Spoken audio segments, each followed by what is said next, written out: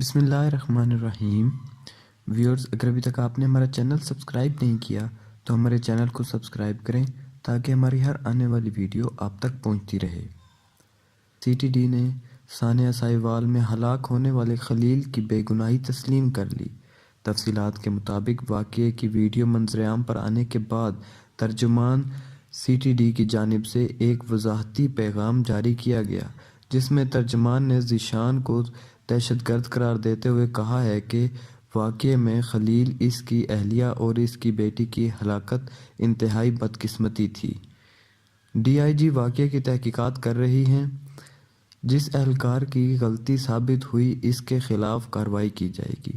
سانحہ ساہیوال کی ویڈیو منظر عام پر آنے کے بعد انصر دہشت گردی فورسز کی جانب سے جاری وضاحتی بیان میں سانحہ ساہیوال میں ہلاک ہونے والوں میں سے ذیشان نامی شخص کو دہشت گرد قرار دیا گیا۔ ترجمان سی ٹی ڈی نے کہا ہے کہ ذیشان اس گاڑی میں موجود واحد دہشت گرد تھا۔